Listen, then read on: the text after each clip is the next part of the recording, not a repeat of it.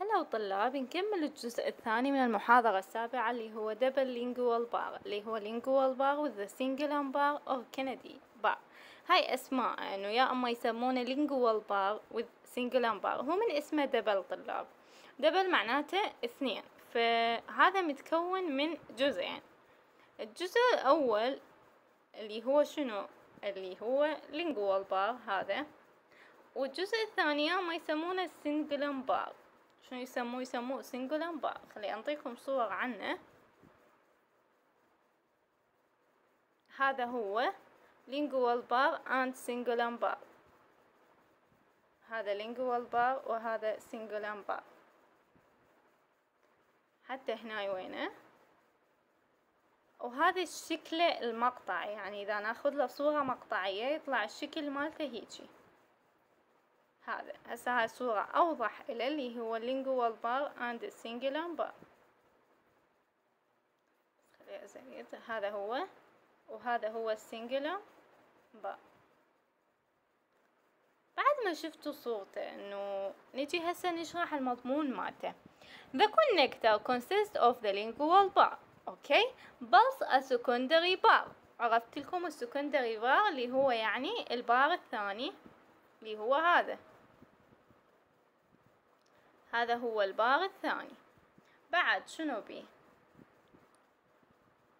above the singular. زين الثاني اللي secondary bar وين محطوط فوق السنجلر مال كل توث، يعني وين ما صاير السنجلر هو صاير فوقها.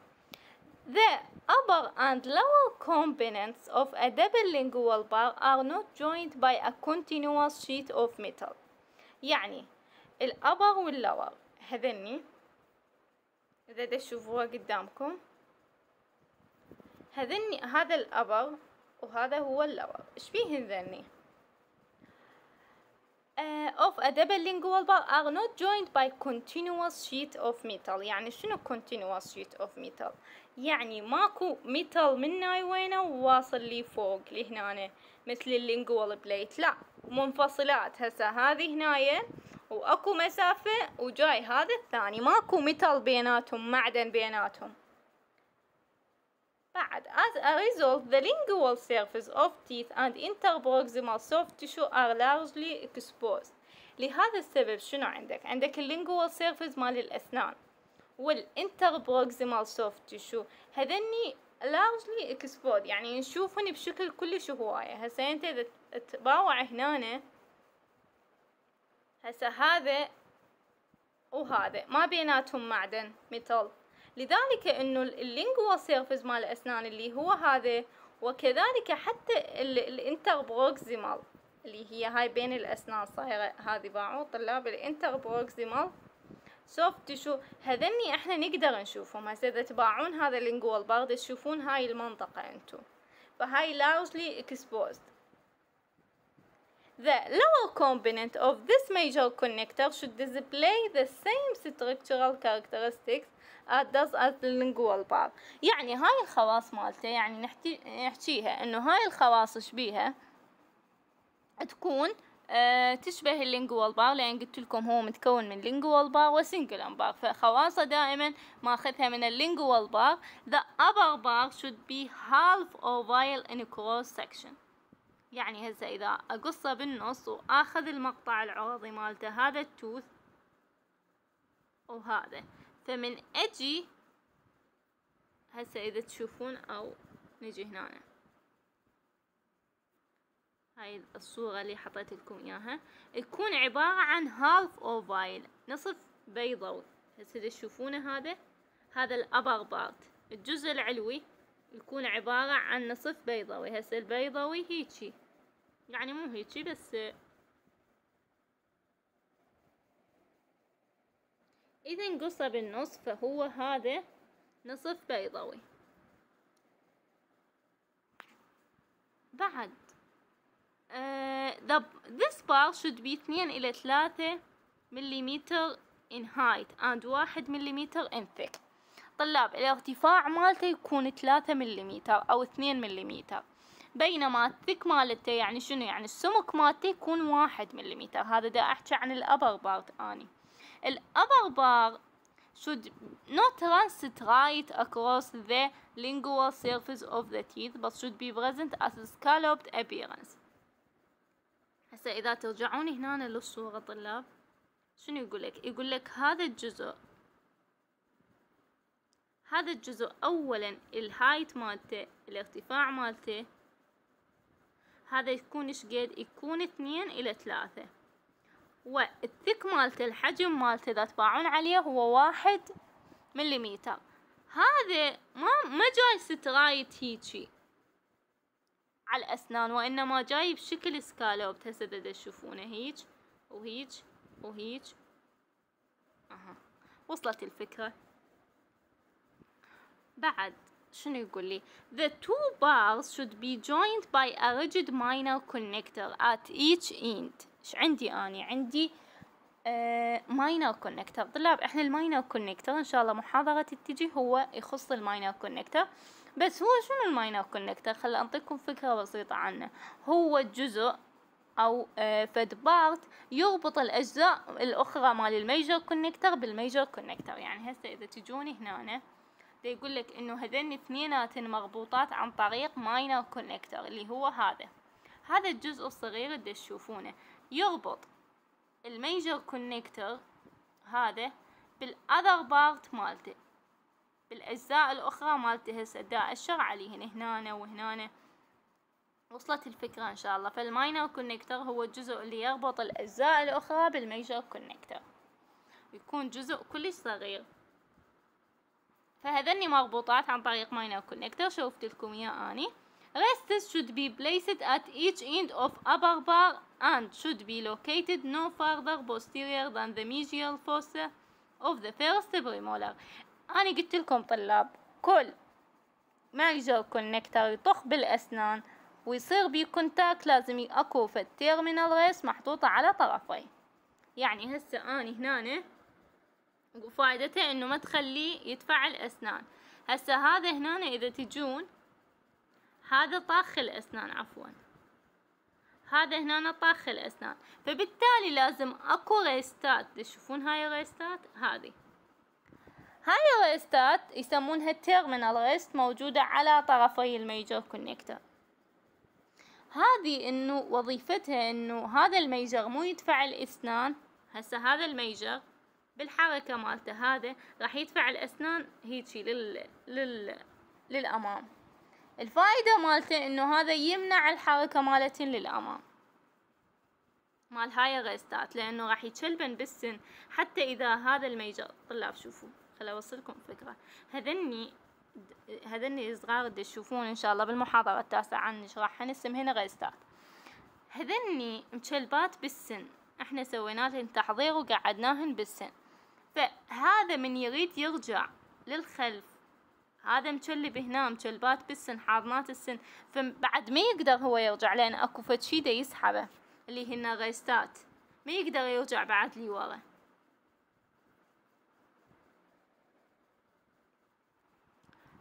بعد شنو عندي؟ at placed at each end في كل نهاية من الأبر بار and should be located no further posterior than mesial fossa of first premolar. مكان هاي الريستات وين يصير بالضبط؟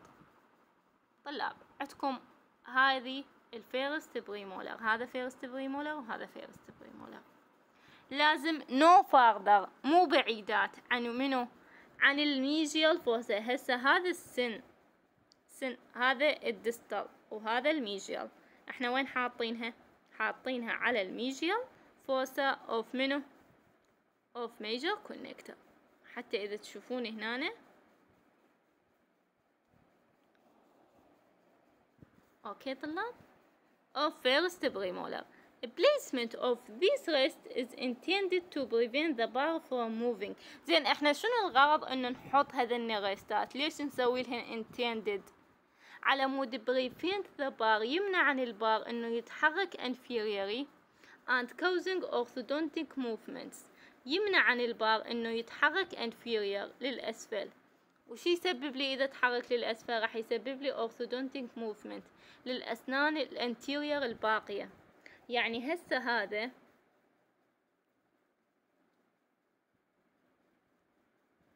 هذا من تسلط عليه قوة حيقوم يدفع الأسنان أوكي للأمام، وهذا من يريد ينزل لي جوه من حيقوم يدفع حن شنو الأسنان حتصير بهن حركة، فحتصير حركة الأورثودونتيك موفمنتس. يعني لازم إنه أكو فد حتى إنه إلا تقويم يلا ذاك الوقت إنه نقدر نتخلص من عندهن. يعني هسه طلاب هذا هو الميجر كونكتر اللي هو هذا نفسه. هاي من تصير حركة راح الميجر كونكتر يدفع السن راح يقوم ينزل لي جوه، فبمكان ما مكانه كان هيجي راح يصير هيجي. تفهموني طلاب؟ راح يسوي حركة الأورثودونتيك موفمنت. The secondary bar supposedly act as indirect retainer، وهاي هم راح اشرح لكم اياها ان شاء الله بمحاضرة الاندايركت ريتينر، لان هسه ما تفهموها، بس هي انه السكندري بار يعمل كاندايركت ريتينر، حفظوها هسه. بعد شنو عندي؟ The performance of these functions is questionable. Additionally, this major connector can create food traps between two bars. The use of this type is not encouraged. بعض طلاب هسه هنا وينه؟ إذا تباعون على التصميم هذا وهذا، يتجمع طعام هنا وينه لو ما يتجمع؟ يعني انتو سألوا انفسكم، اكيد راح يتجمع طعام بيناتهن. اوكي، لذلك احنا هذا التصميم مو هالقد انكورج، ما نشجعه هواية. انكورج يعني ما نشجع على استخدامه. شنو الانديكيشن اوف يوز اوف دبل لينجوال بار؟ شو وقت اني اقدر استخدم الدبل لينجوال بار؟ بيا حالات. اولا انه وين نستخدمه؟ when the lingual blade is indicated but the axial alignment of anterior teeth is such that excessive block out of interproximal undercut would be required. يعني من انه انت عندك lingual blade، انت جيت اجاك بيشنت قلت انه اني راح استخدم له lingual blade، مو هذا وانما ها شرحناه قبل شوية. بس ايش تبين عندك؟ تبين بانه الاكزيال الاينمنت يعني تصفيط الاسنان، ترتيب الاسنان مال الانتيريور teeth is such that excessive block out of interproximal undercut. اكتشفت انه انت عندك undercut ولازم تسوي لها block out، وهذا البلوك اوت لازم يكون excessive. لذلك انت بعد ما تقدر تستخدم لينجو بليت، لانه شنو؟ لانه اللينجوال سيرفيس مال الانتيريور تيث بيها اندركات، فراح تضطر تستخدم شنو؟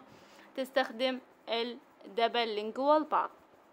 اذا اول استخدام الها انه من انت استخدمت لينجو بليت قلت انه هذا البيشنت راح استخدم له اني لينجو بليت، بعدين اكتشفت انه ان acceptable axial alignment، انه تصفيط او ترتيب الاسنان مال الانتيريور تيث غير مقبول، ويحتاج انه بي اندركات بالانتربروكسيمال كلش كبيرة وتحتاج بلوك اوت، فراح تضطر تلغي ذاك النوع وتستخدم الدبل لينجوال بار.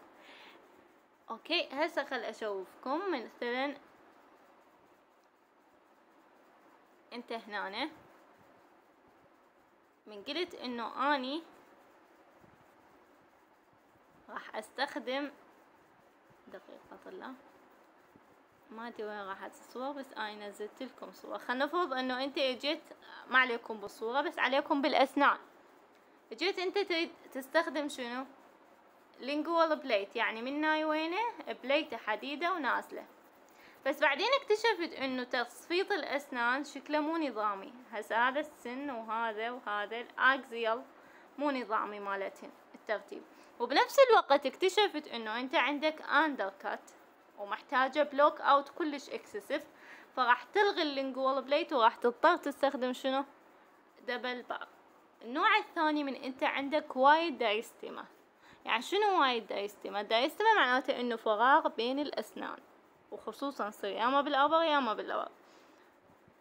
الوايد دايستيما موجودة between mandibular anterior teeth and a lingual plate would be objectable display metal. يعني انت عندك exit between the mandibular anterior teeth، عندك دايستيما موجودة بين الانتيريور teeth. خلي انطيكم مثال عليها اللي هي هاي. هسه تشوف انه هذا الفراغ اللي بين الاسنان بين المانديبولار انتيريور تيث. اذا انت هسه انت فكر بيها، من تلبس لينجو بليت راح يبين من هاي الفتحة لو ما حيبين؟ ما راح تلبسه ميتال معدن من جوا بليته مال لينجو بليت، زين راح تبين لو ما تبين؟ اكيد تبين. فلهذا السبب راح تضطر انه تلغي النوع مال اللينجو بليت وتستخدم دبل لينجو بليت. اذا الاستخدام الثاني انت عندك وايد دايستيما موجودة بين المانديبولار انتيريور تيث، شوفتكم صورتها. بعد واللينجو بليت اوبجكتينابل. ايش بيه هذا اللينجو بليت؟ ديسبلاي ميتال، يعني اذا انت استخدمت لينجو بليت للبيشنت راح يبين ديسبلاي، يبين الميتال بالفرونتال فيو، يعني من تشوفه من قدام انت للبيشنت يبين انه هو لابس ميتال. بعد شنو disadvantages of this type of major connector؟ شنو disadvantages؟ اولا tendency of upper bar to trap the brass، انه الابر بارت الجزء العلوي شنو هذا حيجمع طعام، خاصة وين crowding of mandibular anterior teeth، خاصة إذا كانت الأسنان واحد فوق واحد وهواية. يعني هسه هذا النوع راح يجمع دبراز، راح يجمع طعام فود، تمام. خاصة إنه إذا كان عندي crowding، يعني أسنان هنا السن، هنا النوب سن، هنا خل أشوفكم، ما أدري ما أعتقد منزلة صورة عنها، بس كانت عندي صورة عن الكراودينج.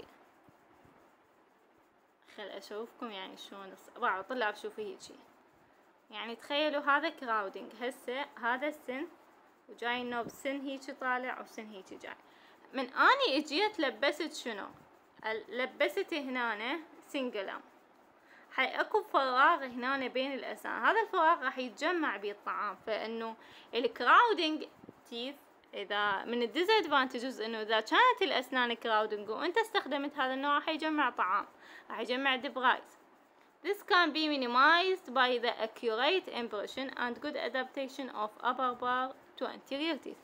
اولا انه هذا انه من اذا اخذ الطبعة صحيحة للبيشنت راح تتغاضى هاي المشكلة، accurate ودقيقة، وبنفس الوقت good adaptation. انه انت شنو يعني good adaptation؟ هذا الابر بار يعني اذا تعرف شلون تخليه بطريقة صحيحة. good adaptation انه شلون تخليه على الاسنان بطريقة جيدة على الانتيريور تيث. بعد also the double lingual bar may be irritate to the tongue and annoy. بالتالي انه هسه من الازعاجات الثانية انه هذا اللسان يطخ بيه وحيسوي له كل مرة يطخ بيه فحيسوي له irritating. بعد وراح يزعج البيشنت نتيجة to the multiple borders and thickness of upper bar. يعني لانه الابر بار ايش بيه هذا الحدود مالته كلش هواية والثيكنس مالته هواية، لهذا السبب اللسان حينزعج من عنده. يعني لأنه اللسان هسه يعني أقل حركة يطخ هو بالأسنان المانديبولار، فبسبب إنه ببوردر هواية تشوفون إنه البوردر مالته مشكل، لهذا هاي البوردر مالته وكذلك الثيكنس مالته هو annoy to the tongue، يزعج اللسان. Thus a modified lingual plate major connector may be preferred. يعني انت اذا تجي للصراحة انه انت خلي lingual plate، استعمل lingual plate للبيشنت وبنفس الوقت سوي له modified، انه اكو انواع جديدة سووا عليها modified تعديل يعني، واستخدمها افضل من انه تستخدم double lingual bar. نجي على النوع ما اقدر اقول الاخير لان عندنا نوع معدل من عنده، وانما الليبيال بار النوع الرابع. the name suggests. هو ليش سموه ليبيال بار؟ لان هو اصلا وين حاطينه؟ بالليبيال سيرفز، يعني لي قدام. هسه اشوفكم صورته.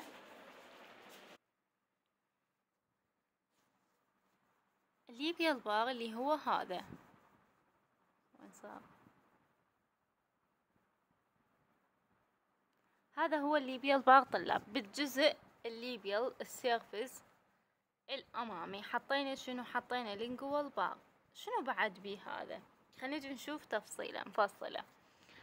labial bone across the mucosa on facial surface، مثل ما قلنا على الليبيال سيرفيس أو الفيشيال سيرفيس، وين على الميوكوزا اللي هي هنا وين الطلاب.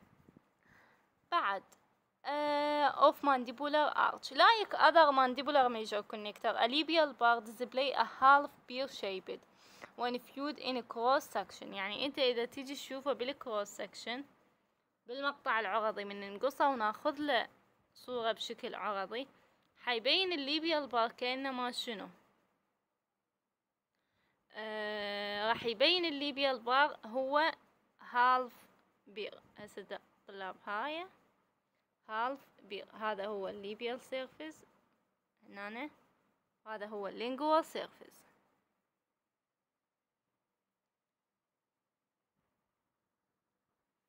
بعد شنو نقول له؟ half pear shaped عرفناه when viewed in a cross section, but because of its placement on external curvature of the mandibular a labial bar is longer than the corresponding lingual bar. طلاب لأنه احنا وين مخلينا على الاكسترنال كيرفيجر مال المانديبولار، إذا باوع إلى هسه إذا باوع فالليبيال بار يكون أطول، هذا الليبيال بار من هنا لهنا أطول من اللينجوال بار. الليبيال بار شو يكون أطول من اللينجوال بار.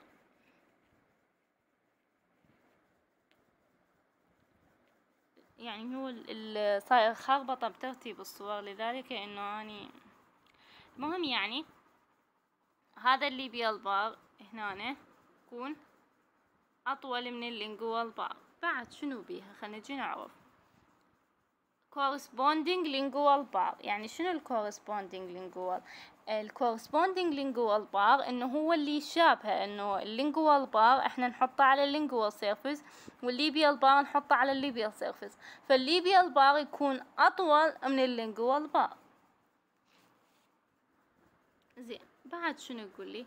a double lingual bar or lingual plate، يعني هو أطول من هذين اللينجوال بار والدبل لينجوال بار واللينجوال بليد to ensure rigidity. زين احنا ليش هنا نسوي أطول؟ ليش؟ لأنه الليبيال بار كل ما يطول كل ما تقل rigidity، كل ما يكون الليبيال بار طويل كل ما تقل rigidity مالته. يعني هسه احنا شنو؟ احنا من الطاولة نضعفه، فاحنا كل شي يضعف يصير بسرعة يقوم يلتوي فتقل rigidity مالته يصير بمرونة. The height and thickness of labial bar must be greater than the described of lingual bar. الطول الارتفاع مالته والحجم مالته الثيكنس مالته لازم يكون أكبر من اللينجوال بار. يعني هو شلون دا يقارن بينه وبين اللينجوال بار؟ بعد in only few situation when extreme lingual inclination. ايش وقت نستخدم الليبيال بار؟ من تكون الأسنان بيها lingual inclination extreme. يعني شنو هواية؟ من يكون اكو ميلان باللينجوال باتجاه اللينجوال. يعني شلون؟ خلينا نعطيكم صورته. يعني من يكون ميلان، هسه ما اعرف اذا اكو صور، هاي طلاب شوفوا ايش وقت اني ما استخدم اللينجوال بار واستخدم الليبيال بار؟ من تشوفون انه الاسنان مايله باتجاه اللينجوال. هسه تشوفون هذا التوث شلون مايل باتجاه اللينجوال. زين اني هنا صارت اكو اندركات، بعد ما اقدر احط لينجوال بار، فايش راح احط فوق؟ راح احط مناي وينه الليبيال بار. اذا من عندي لينجوال انكلينيشن يعني التوث مايل باتجاه اللينجوال وكلش اكستريم، يعني كلش هواية of the remaining lower premolar and incisors للlower premolar وللincisor راح يمنع استخدام اللينجوال بار. يعني خلينا نفرض انه هاي الاسنان، هسه هاي الاسنان، هذا السن اذا كان هيجي مايل طلاب، هسه عندي هذه اذا كان السن هيجي مايل، يعني مايل بهذا الاتجاه باتجاه اللينجوال، هو المفروض هذا هاي مورج فالمفروض انه التوث هيجي قاعد، صح لو مو صح؟ بس بسبب انه اكو بعض الحالات يصير بي انكلينيشن هيجي يميل لللينجوال، بهالحالة اني بعد ما اقدر استخدم بار هنا وينه، فراح اضطر استخدم ليبيا من هاي الجهة. lingual inclination prevent راح يمنع استخدام هذا النوع من اللينجوال bar major connector with the use of conservative mouth preparation in form of recontouring and block out. فاحنا شنو راح نسوي؟ هذا السن المايل اذا قدرنا احنا نستخدم يعني نعالجه بطرق، مثلا انه اني شنو راح اسوي له؟ راح اسوي له ريكونتورنج، يعني مثلا اسوي له تحضير بريبريشن بالهاند بيس، البسه كراون مثلا، بحيث انه اعدله واقعده صحيح، واقدر استخدم لينجوال بار عادي اسويها. اذا اقدر مثلا اسوي بلوك اوت، هسه هو مثلا هاي الرج وهذا التوث هيجي مايل، اذا اقدر اسوي بلوك اوت هنا وينه واحط لينجوال بار عادي هم اسويها. زين، بعد اللينجوال ميجر كونكتر كان almost be used. هسه احنا شنو قلنا طلاب؟ قلت انه اني اللي يخليني استخدم ليبيال بار انه التوث صاير بي لينجوال انكلينيشن، يعني مايل باتجاه اللينجوال، باتجاه اللسان. اوكي زين، اذا هذا الميلان قدر يتعالج، مثلا سوينا له ريكونتورنج، لبسناه كراون، سوينا له مثلا رجعناه لمكانه خلينا نفرض، او انه قدرت انه اني اسوي له بلوك اوت واسد الاندر كات اللي صايره واحط لينجوال بار، فاستخدم لينجوال بار. اذا ما قدرت اعالج هذا التوث، فلا والله استخدم ليبيال بار. شو يقول لي؟ يقول لي lingually inclined sometimes may have to reshape it by means of crowns. مثل ما قلت لكم طلاب انه اني هسه هذا التوث اللي مايل عندي هنا، هذا اني شنو اسوي له؟ هذا مثلا انه اني اقدر اسوي له تحضير والبسه، هو مايل هيجي مثلا طلاب، مايل هيجي، مثلا انه اني اجي اقصه من هاي الجهة واسويه هيجي، واجي البسه سن طبيعي، يعني البس فوقه كراون يعني سن طبيعي. بهالحالة انه تفاديت هاي المشكلة، عالجت هذا الميلان. اقدر نستخدم lingual inclination بهالحالة، عفوا lingual bar. بس اذا اني ما قدرت اعالج هاي الحالة، لا والله لازم استخدم ليبيال بار. على الرغم من انه استخدام الليبيال بار may be necessary in rare instances، اكو حالات تجيك نادرة انت لازم تستخدم بيها ليبيال بار، فما تقدر بعد. This should be avoided by restoring the necessary mouth preparation. انه اني اقدر اتجنب هاي المشكلة، انه ما استخدم ليبيال بار، عن طريق انه اعالج السن، مثلا انه اسوي له restoring حشوة، مثلا اسوي له mouth preparation، احضره بدلا من انه اقبل الليبيال بار. انه بدل انت ما تقبل كدكتور، بدل ما تلبسه ليبيال بار، فشنو تسوي له؟ روح سوي له ريستورينج، سوي له ريكونتورينج، سوي كراون، سوي له بلوك اوت. شوف هاي الطرق، اذا رهمت، اذا ما رهمت فاحنا لازم نستخدم شنو؟ نستخدم ليبيال بار. The same applies to use of labial bar when mandibular thorax interference with the placement of lingual bar. إذا أنا كانت عندي mandibular thorax هذه وتمنعني إنه أستخدم lingual bar، فشنو أضطر؟ فراح أجي شنو أستخدم؟ مثلا طلاب، إذا أنتو عندكم هاي المانديبولار توراي، من عندكم إنه تستخدمون بار هنا، فراح نجي نستخدم ليبيال بار هنايا. بعد شنو الأسباب اللي تخليني أستخدم ليبيال بار؟ إنه إذا أنت ما قدرت تشيل وقبل ما تستخدم ليبيال بار، شوف إنه أنت تقدر تشيل هاي التوراي سيرجري، يعني جراحيا تقدر تشيلها. إذا البيشنت يتحمل العملية الجراحية وتقدر تشيلها، فشيلها واستخدم لينجوال بار. بس إذا مثلا البيشنت ما يتحمل تخدير، بهالحالة أنت ما راح تقدر تسوي له سيرجري، فراح تضطر تستخدم ليبيال بار. unless the surgery is definitive contraindication. إذا كانت ممنوعة السيرجري مثل ما قلت لك، فاستخدم ليبيال بار.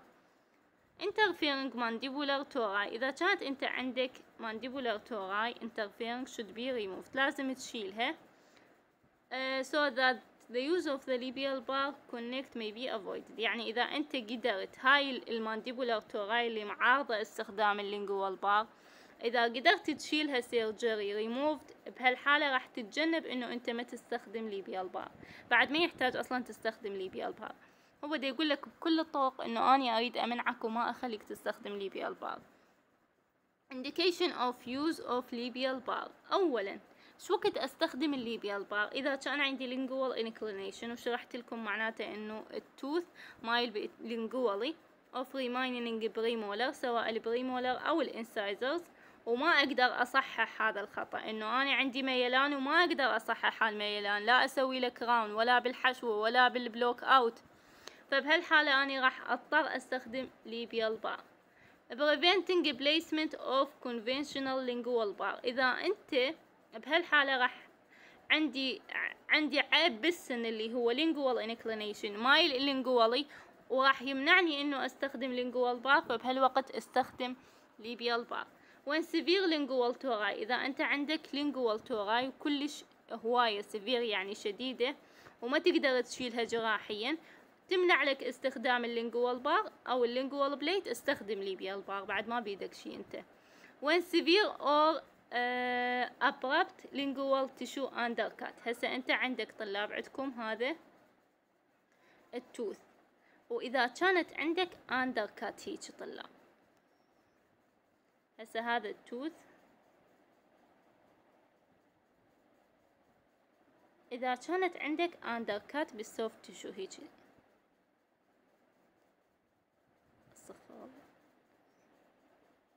هاي الاندركات اذا ما قدرت تعالجها بالبلوك اوت، يعني تحط لها واكس وتسدها، ف make is in practical to use lingual bar. زين اذا كانت عندك اندركات وما قدرت تستخدم lingual bar، فاستخدم ليبيال بار. يعني شنو قصده هنا؟ شوفوا طلاب، يعني عندك هيجي اندركات بالتشو باعوا، هاي اندركات هيجي، زين هاي الاندركات ما قدرت تحط لها بلوك اوت وتسدها يعني بالواكس، فراح تجبرك تستخدم شنو؟ ليبيال بار بدل اللينجوال بار. شنو الكاركترستكس اند اللوكيشن اوف ليبيال بار؟ بعد ما اخذنا استخداماته راح نجي ناخذ صفاته. اولا هالف بير شيبد، وشوفت لكم اياها طلاب شلون هالف بير شيبد. الجزء البالكست بورشن، الجزء الكبير وين واقع؟ هسه عندك هذا التوث وهذا، استخدمت هنا ليبيال بار. الجزء الكبير اللي هو هذا واقع inferiorly جوه، located on labial and buccal aspect of mandibular. بعد superior border tapered to soft tissue، هاي superior border جاية ويا السوفت تيشو تقريبا، tapered متضيقة ويا السوفت تيشو. طبعا طلاب دا اشرح سريع لانه المحاضرة كلش هواية والمعلومات كل ساعة تنعاد، فاكيد يعني ما اقدر اعيد لكم اياها كل ساعة لان وقت كلش هواية يصير. السوبيريور بوردر تيبرد، يعني شوفوا طلاب هسه هو قلنا هالف بير شيبد هيجي، هذا الجزء الكبير صاير جوا، وهذا تيبرد ويا السوفت تيشو، باعوا هيجي متضيق راجع ويا السوفت تيشو. superior border located at least 4 ملم inferior to labial and buccal gingival margins and further is possible. هسه هنا هذا هو الليبيال بار طلاب، شوفوا عفوا هذا هو الليبيال بار. دا يقول لكم انه العليا السوبيريور بوردر صايره تيبرد ويا السوفت تيشو جايه، والجوا هو بالكست اكبر حجم صاير جوا انفيريوري. وبعد شنو قايل لك انه حطه 4 ملم هناي وينه، يعني هسه هذه الرج هاي الرج حطه انت هناي وينه. ليش لازم انه تنزله قد ما تقدر؟ لان على مود من يضحك البيشنت ما يبين، لازم انت تنزله جوا هناي وين قد ما تقدر 4 ملم، واذا قدرت فوق ال4 ملم هم نزله بعد. زين ليش؟ شنو السبب؟ السبب على مود انه انت من يضحك البيشنت ما تبين الضحك، ما يبين انه هو لابس دينشر. Inferior border located in labial and buccal vestibule at the junction of attached immobile and unattached mobile. طلاب شنو معناته هذا؟ inferior border اللي هي هذه شوفوا طلاب، هذه الانفيريور بوردر هذه، وهاي هي السوبيريور بوردر. فالانفيريور بوردر مال الدينشر وين واقعة؟ واقعة جوا بالفستبيول، ليبيال او بكال فيستبيول. باع طلاب هاي هي الفستبيول هنا، اكيد كلكم تعرفوها. زين، بين منو الاتاتشد جنجايفل، يعني هاي الجنجايفل الصلبة الغير متحركة، والان اتاتشد هاي الميوكوزا المتحركة من تسحبون الفم مالتكم. فاللثة اللي عسن هاي شنو؟ اتاتشد، وهاي اللي بالشفة هاي ان اتاتشد. فهو واقع هنا بالضبط، يعني المكان مالته صاير بالتقاطع بالجكشن هنا. وينه الجكشن مال اتاتشد والان اتاتشد. بعد شنو يقول لي؟ A labial bar can be used in association with the lingual plate، يعني سووا modification، سووا تعديل، فاستخدموا الليبيال بار مع اللينجوال بليت. تمام.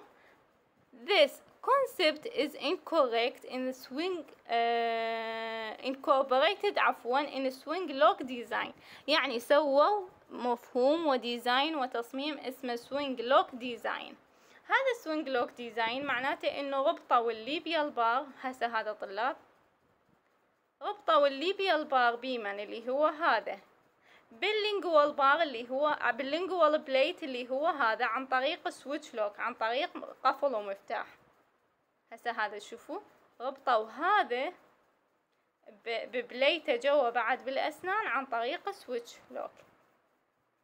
شوفوا هذا طلاب، هاي هي البليته وهاي هي الليبيال بار، وربطوها عن طريق مفتاح هذا يتلبس هنا. هسه راح نجي نشرحها. هذا شنو هو السوينج لوك؟ consist of labial bar او buccal bar، شوفت لكم اياها، connected يرتبط عن طريق باللينجوال بليت by hinge at one end and a latch at other end. هو متكون من labial bar وبعد منين؟ شوف طلاب، متكون من labial bar اللي هي هذه واللينجوال بليت اللي هي هاي، مربوطة عن طريق السويتش اللي هو هذا اللاتش هنايا وهذا الهنج. اربط الهنج يعني مثل القفل، احط الهنج باللاتش وراح ينقفل، السويتش لوك راح يصير بيه. شوفوا طلاب، هسه انا جيت ربطت الهنج باللاتش وصارت سويتش لوك مثل المفتاح، اقفله وافتحه. بعد هسه احنا قلنا كل ديزاين كل تصميم لازم شنو بيه؟ لازم بيه stability وسبورت وريتينشن. خلينا نشوف هذا التصميم من يحصل الستابيليتي والسبورت والريتينشن مالته. شنو يقول؟ يقول لي انه السبورت is provided by multiple rest on the remaining natural teeth. انت تريد سبورت، شنو تسوي؟ حط ريستات. وين تحط ريستات؟ على remaining teeth، الاسنان المتبقية عندك حط عليها ريستات. خل اشوفكم صورة هنا، ماكو هنا صورة. فالمهم انت مو عندك اسنان باقية، هسه مثلا هذا شوف شلون حطيت عليها ريست، حط عليها ريست انت. الاسنان الباقية من تحط ريست، الريست راح تعطيني سبورت، وراح اشرح لكم بالمحاضرات الجاية شلون تعطيني سبورت. بعد شنو عندي؟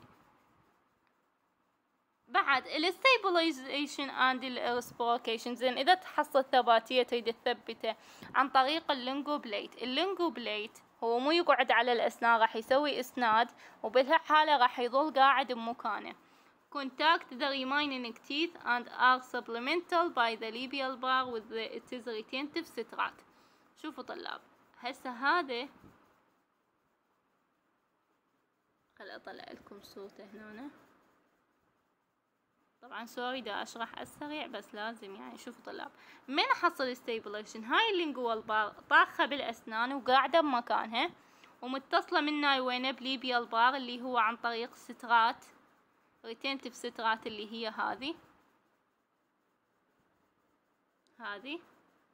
هذه منطيتني stabilization and reciprocation. يعني هسه اذا يندفع من جوا، خلنا نفرض اذا يندفع من جوا فاكو منه شي لازمة، واذا يندفع منه فاكو منه شي لازمة، فبالحالة تحققت عندي الستابلايزيشن. بعد retention is provided by the bar type by retentive clasp with arm project from the labial or buccal bar. إذا أريد أحصل retention عن طريق إنه أنا عندي retentive clasp اللي هي هاي طلاب هسه تشوفوها هاي قدامكم. retentive clasp محطوط على الليبيال أو البكال بار أو الليبيال أو البكال سيرفيس. طبعا يطلع عن منين؟ يطلع عن هذا تطلع من الليبيال. من أنا أشوف هسه هاي مين بروجكشن مين طالعت لي من الليبيال بار هذه. contacting the infra bulge area. الانفرا bulge area إنه عندي كلاس بينطيني retentive. وين محطوط هذا الكلاس؟ محطوط على الانفرا بالج. شوف طلاب هذا التوث ينقسم سوبرا بالج اللي هي هاي والانفرا بالج اللي هي هاي. فالكلاس راح ينحط على الانفرا بال اللي هي انفرا بالج اللي هي هاي المنطقة.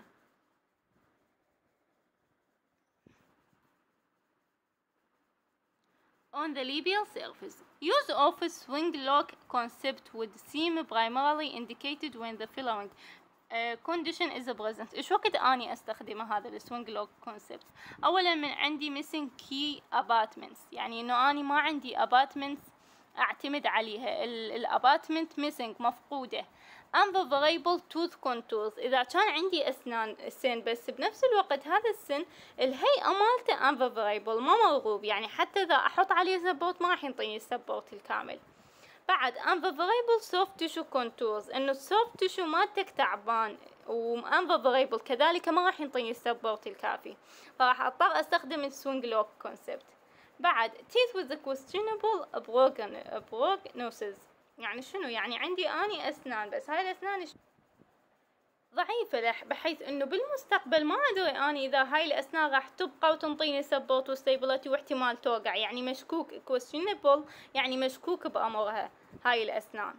بعد شنو الكونترا انديكيشن؟ شنو اللي يخليني ما استخدم هذا النوع السوينج لوك؟ اولا من الكونترا انديكيشن اوف استخدام الهنج ليبيال بار اللي هو اسمه الثاني اسمه هنج ليبيال بار.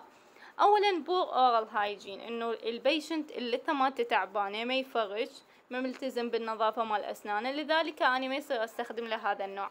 lack of motivation for plaque control، يعني اكو بعض المرضى انه ما عندهم لعاب motivation حركة لعاب ما عندهم، فقدان اللعاب باسنانهم، لذلك انه راح تتجمع ببالك كلش هواية يتجمع جوا هذا الدنشر، فما راح اقدر اني استخدم هذا النوع.